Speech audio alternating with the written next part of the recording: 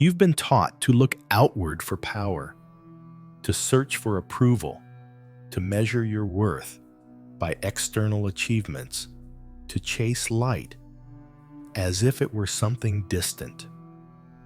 But what if I told you that all this reaching has only led you further from the truth? There is an ancient teaching whispered through stone temples and carried in the breath between stars. It says, the all is mind, the universe is mental. This is the first Hermetic principle, mentalism, the root from which all others emerge. It speaks not in equations, but in remembrance. You are not a victim of circumstance. You are the architect of it. Every flicker of your perception casts a shadow on the canvas of the world. Every thought, however faint, begins to form substance in the unseen. Modern life glorifies the material, but what is matter without the mind that observes it? We build empires from pixels and chase dreams embedded in zeros and ones, yet the source of all transformation remains quietly seated within. Thoth, the great master scribe, did not teach from pedestals. He whispered into silence, knowing that the temple of true initiation is within your own awareness. So pause, breathe, let your senses soften. You are not merely in the world is in you. Look around, not as a passive observer, but as a conscious projector. What have you been unconsciously broadcasting into the field?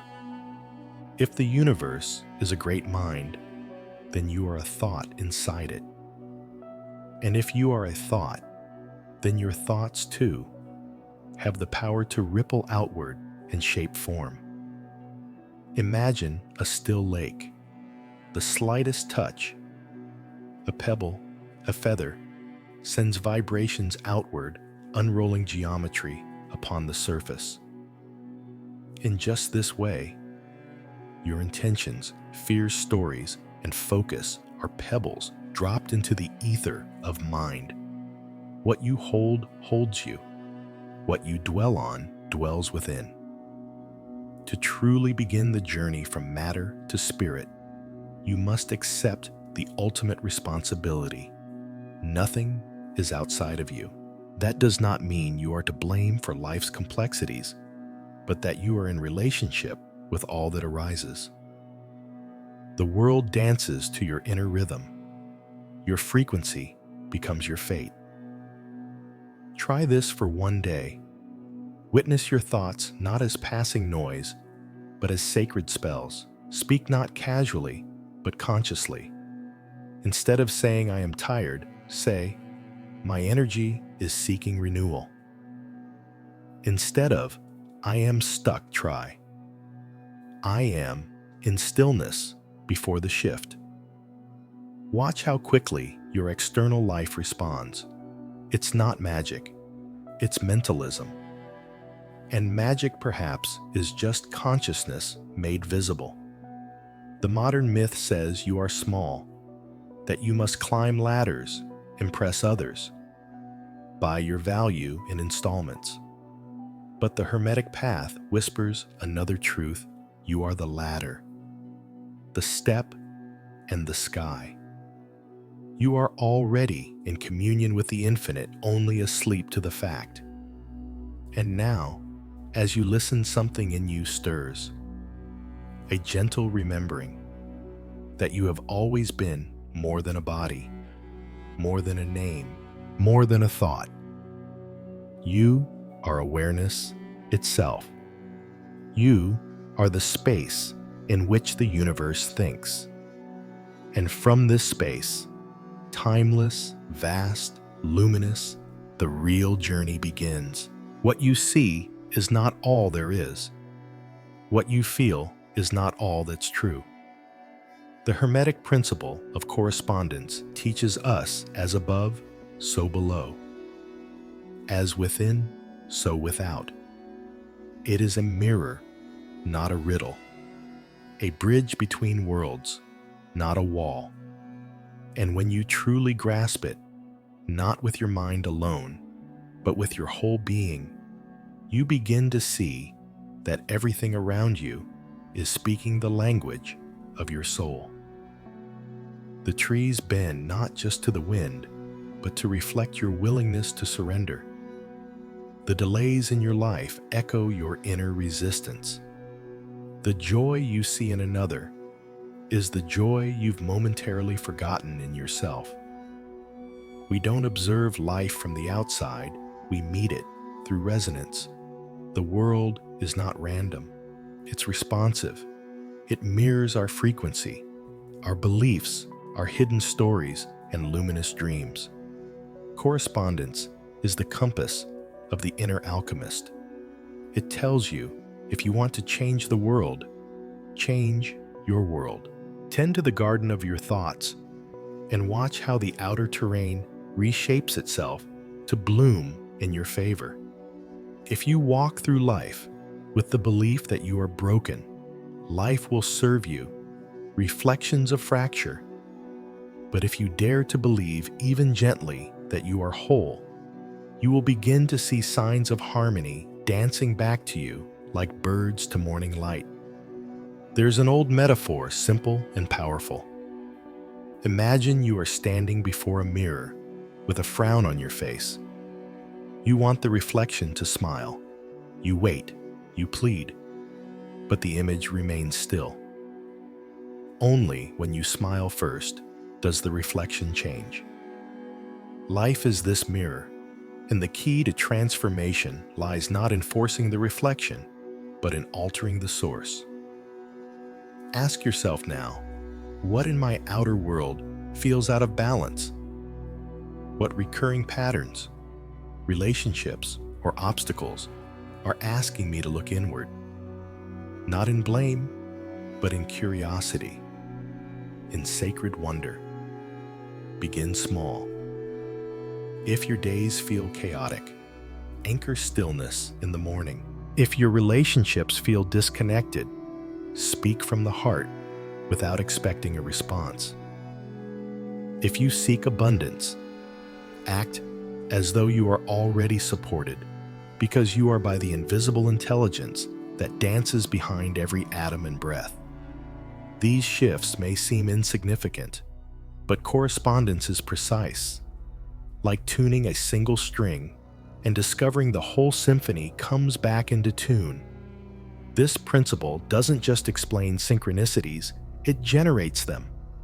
The moment you align within reality adjusts to meet you. You begin to notice the right words appear when you need them. A song plays with lyrics that echo your thoughts. A stranger smiles at the moment you feel invisible. These are not accidents. They are reflections, mirrors. Thoth understood this law as the sacred weaving of realms. The physical and spiritual are not separate. They are threads in one eternal tapestry. The outer is the echo of the inner. The body is the echo of the soul. The soul the echo of the all, of the Ishul. Let this principle become your meditation. Whenever you feel confused by your reality, return to the inner temple. Close your eyes and ask, what in me is seeking to be seen through this experience? Let the world reflect, not define you. With practice, you begin to walk through life like a lucid dreamer, not passively reacting, but actively responding, knowing that every scene is crafted in part by your vibration. This is not always easy. Mirrors can be sharp, but remember, they are never punishments, they are invitations. Life is not against you. It is showing you yourself so that you may rise, refine, remember. When you master the mirror, you become sovereign. No longer at the mercy of the world, but in creative partnership with it. you stop asking the world to give you what you lack and start becoming what you desire to see. And in that becoming, the mirror softens. The world begins to smile with you, and the journey from matter to spirit moves another step forward, not through effort, but through reflection, through resonance, through the sacred symmetry of the all. There is no true darkness without light, and no light without shadow. You live in a world built upon contrast, yet you've been taught to fear one half of the whole. This forgetting the exile of half the spectrum is the root of much suffering. But the ancient masters knew better. The law of polarity reminds us everything is dual. Everything has poles. Everything has its pair of opposites. This is not merely philosophical, it is deeply practical. Every emotion, every circumstance, every part of your being exists on a spectrum. Love and hate are not enemies. They are degrees of the same thing. Confidence and fear are not separate. They are notes played at different frequencies along the same string. Imagine standing before a flame. Too close, and you're burned. Too far, and you're left cold. But there is a perfect space where warmth meets safety, where energy transforms, but does not destroy. This is the alchemist's sweet spot, the art of balancing polarities, not erasing one side. You were never meant to rid yourself of sadness, anger, doubt, or longing. These are not stains on the soul, but messengers from the depths. When you learn to sit with them, speak with them, transmute them, they become allies instead of weights.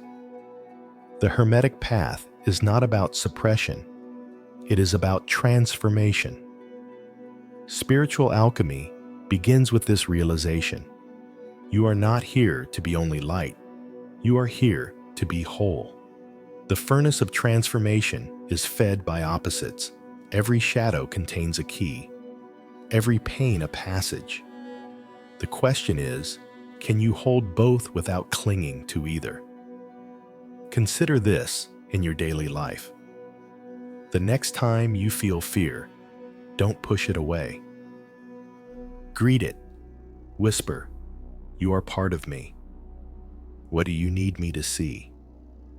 When rage rises, see it not as failure, but as sacred fire in search of a direction.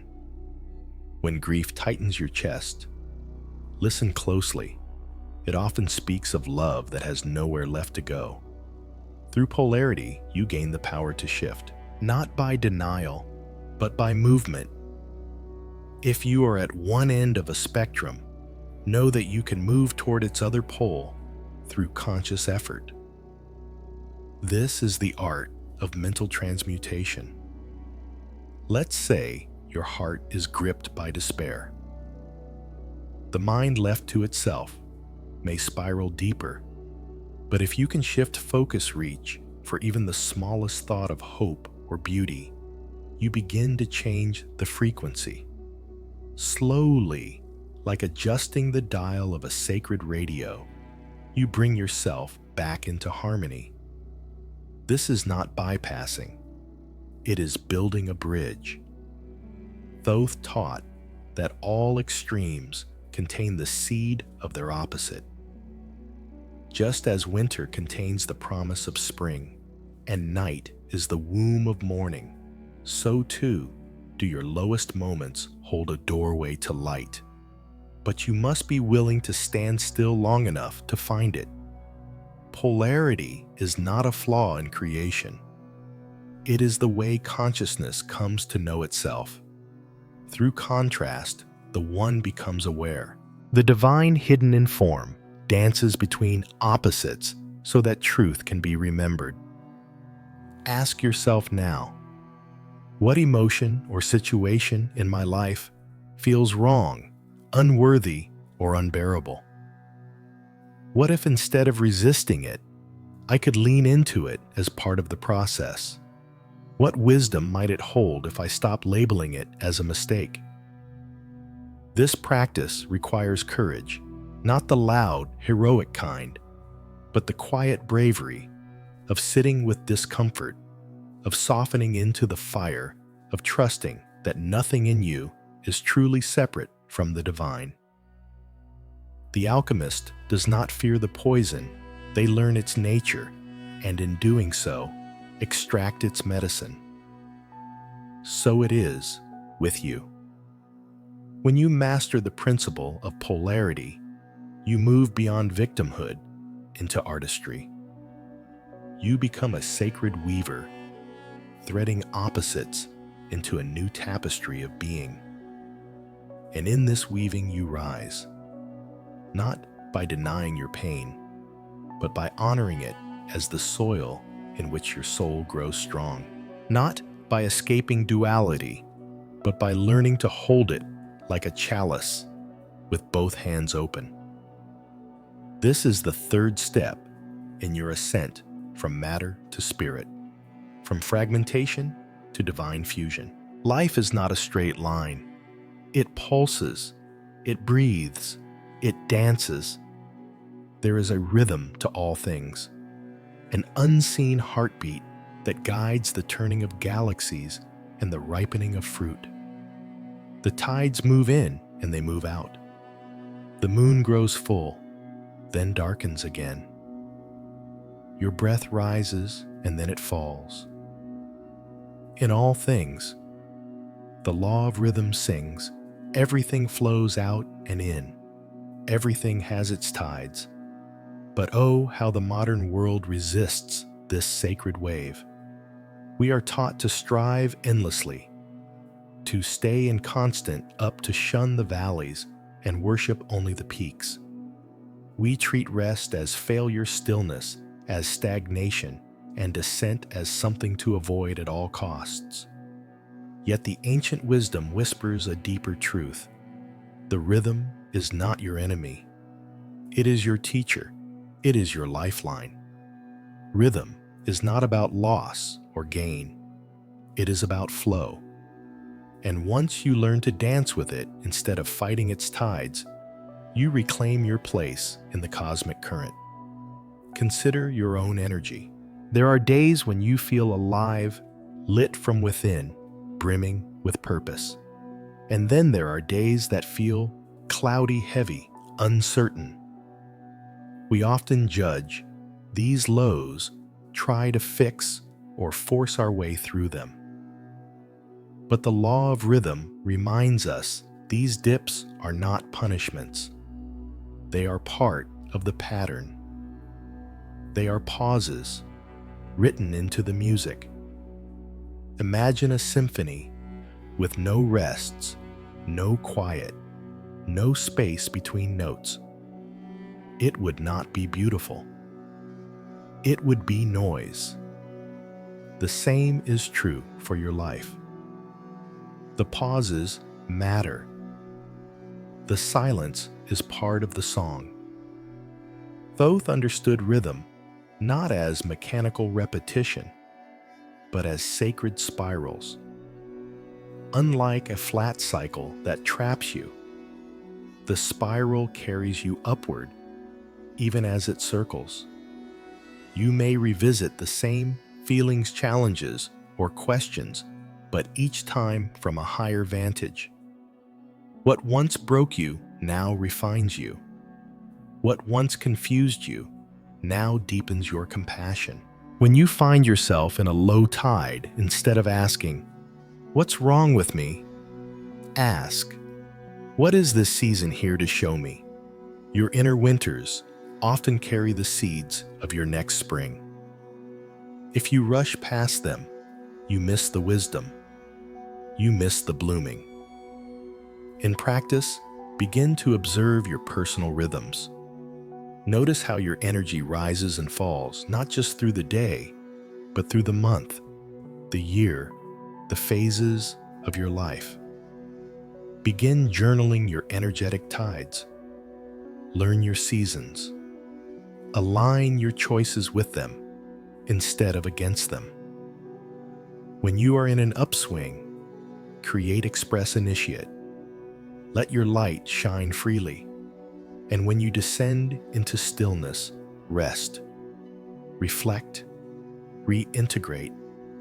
There is no shame in it, only alignment.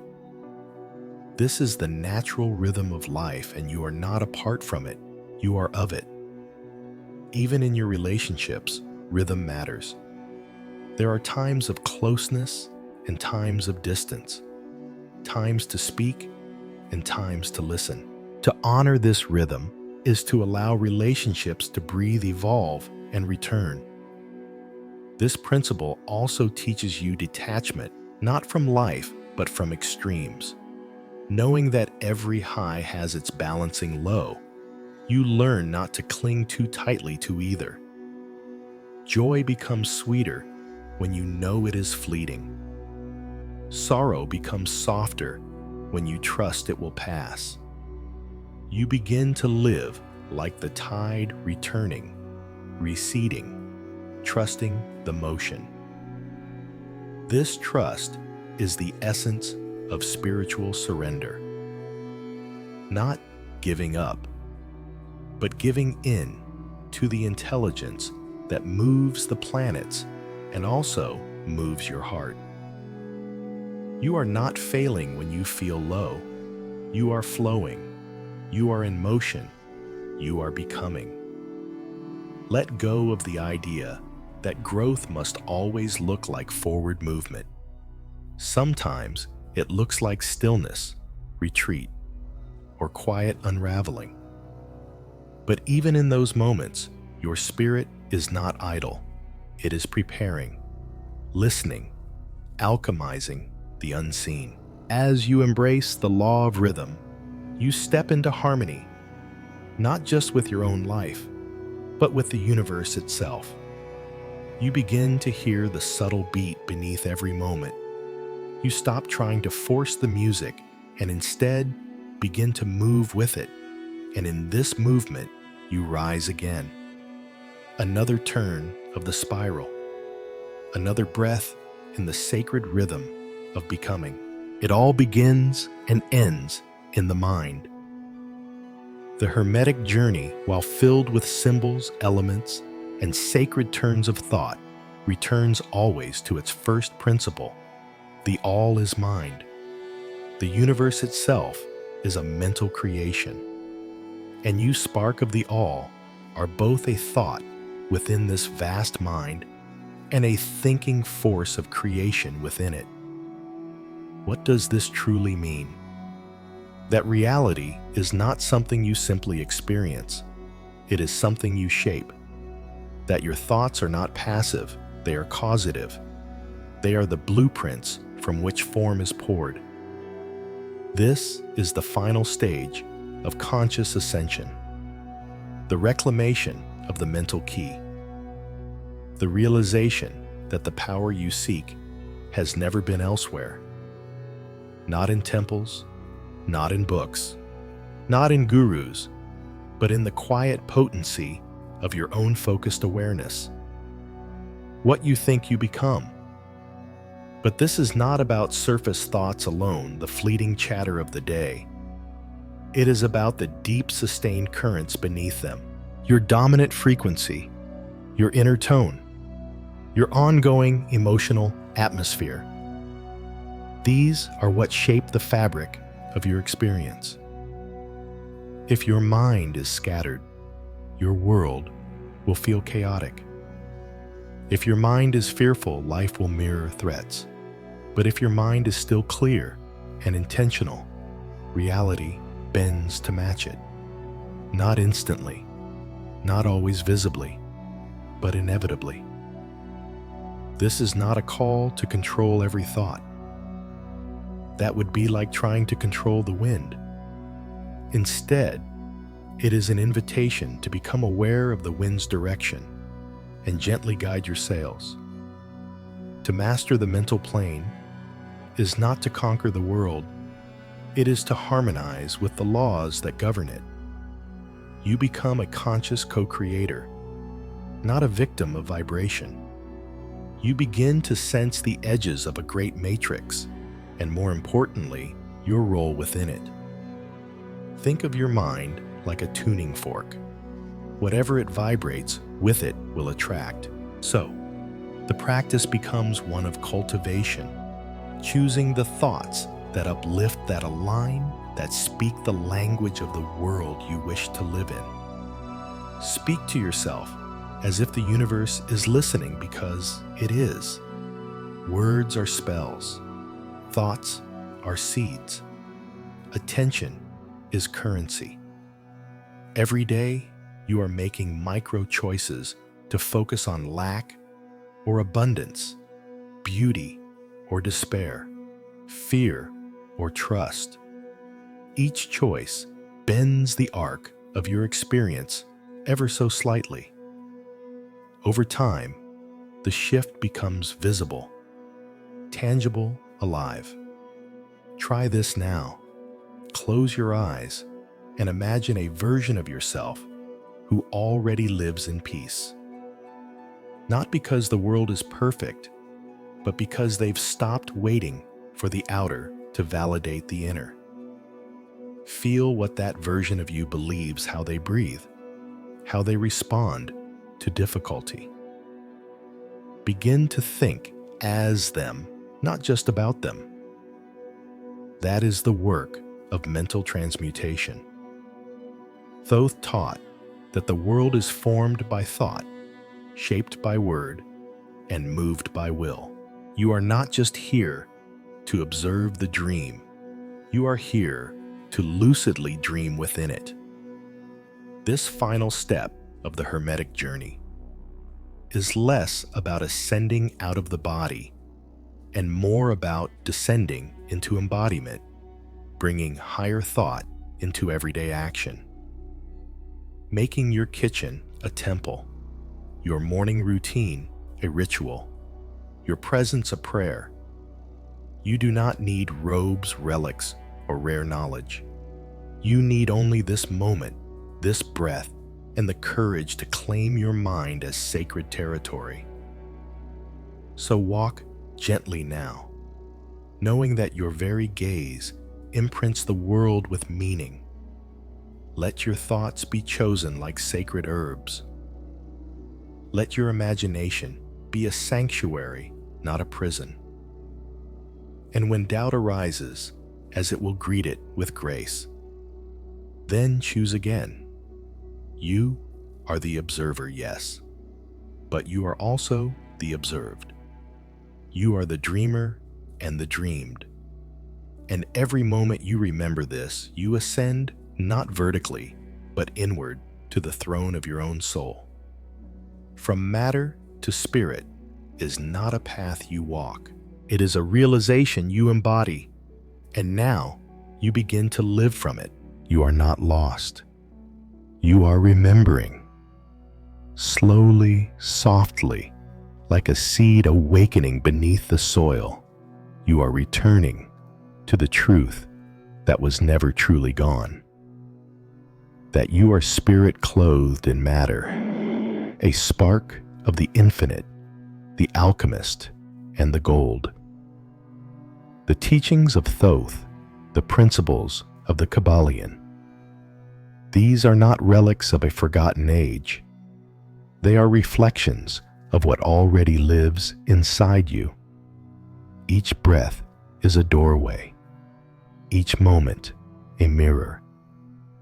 The path of conscious ascension is not about escaping this world, but seeing it rightly through the eyes of wisdom, through the lens of presence. You were never meant to be a prisoner of matter. You were meant to be its master, its lover, its revealer of spirit. So remember, you are the mind that shapes the world. You are the rhythm that moves through time. You are the stillness between opposites. And when you live from this knowing, everything changes. If this journey stirred something within you, if you felt a whisper of truth, a return to presence, share your light. Leave a comment below, subscribe for deeper teachings, and let this be the beginning of your own sacred remembering. The alchemist within you is not asleep, only waiting.